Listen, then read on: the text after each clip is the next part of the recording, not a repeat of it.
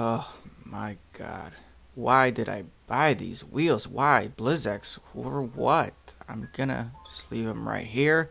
I'm going to Florida. I'm out.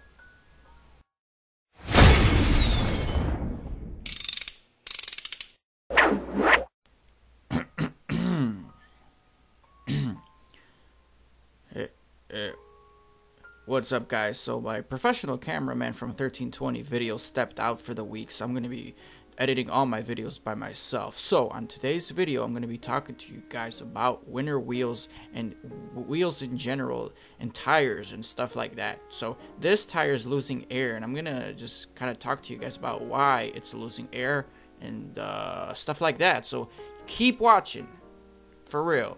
First thing you want to check is for obvious nails, cracks, bends, or anything else going on in the tire.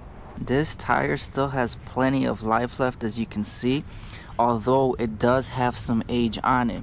If you guys don't know, you can always check the age of your tire by looking on the sidewall over here, and I'll show you that right now. And the back of the tire, once you see the DOT number, there's gonna be some clues right over here. Like, as you can see, this is CLJ 3010, and what that means, this tire was made in 2010 on the 30th week. We are approaching about 9 years on this tire, which is plenty.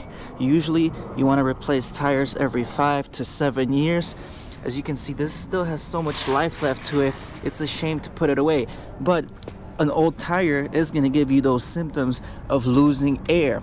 So now that we established that the tire doesn't have any nails, screws in it, it doesn't have any punctures in the sidewall, it doesn't have any air bubbles on the sidewall, we are ready to continue with the next examination. Now, sometimes when you keep reinstalling different tires on and off and on and off on the same wheel, the inside of the tire is gonna get gunked up because they use this lubricant to put on the tires, and dirt and debris can stick over there, and this dirt and debris and that glue that they put on is not gonna create a good seal when you put your new tire on to the factory rim. Essentially, shops, if they can see that there's a lot of dirt and debris on the rim itself, right around the lip area, they should be cleaning it off. But due to time constraints and how busy they are, they usually just slap on the new tire onto whatever condition your rim is in, and they don't care. They still get paid for it. So if you guys ever go to change your tires, try to watch those guys change the tires, and if you see that the rim is gunked up on the inside, have them clean it off a little bit. Even a rag or anything like that will help. So, and that applies both to the front of the rim. It can leak because of gunk issues and seal issues, or also the back of the rim can have the same problem, leaking. So to test this, what we will do, we have our handy soap and water. Just take your soap and water, and we're gonna spray it alongside the edge of the rim here.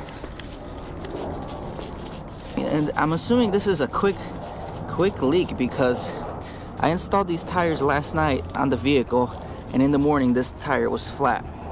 So now we're just gonna observe for any bubbles forming, anything obvious.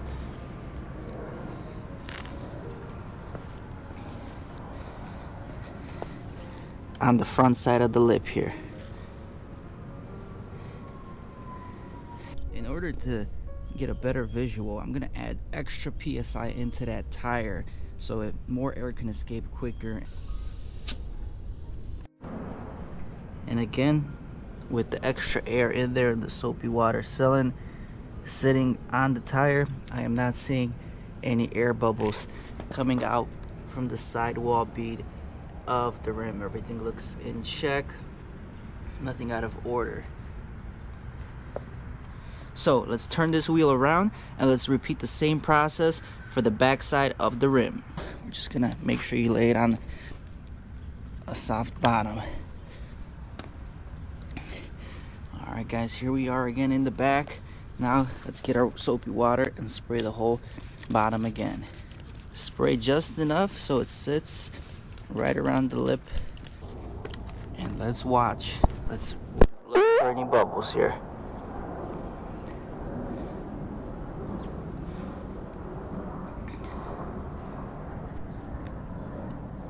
Everything seems to be good. I'm not seeing any air hissing or leaking alongside the edge here. Also, it doesn't hurt to check if there's any cracks on the rim itself. If there's any cracks on the lip, sometimes you can see hairline cracks from a pothole alongside the rim. But these have been good. There's no holes, there's no cracks. They haven't been re-welded or anything of that scenario. So we checked the seal from the back, seems to be good and operating. We also checked the seal from the front of the rim, and it seems to be good and operating. So the last resort that air can be escaping is through the air valve.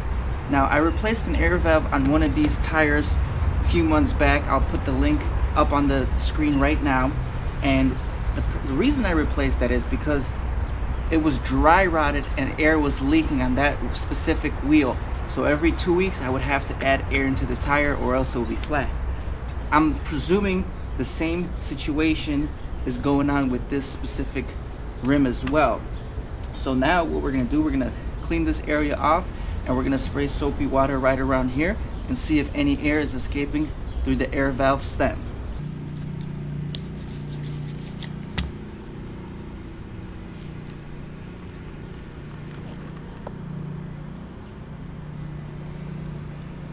So I'm watching for air leaks.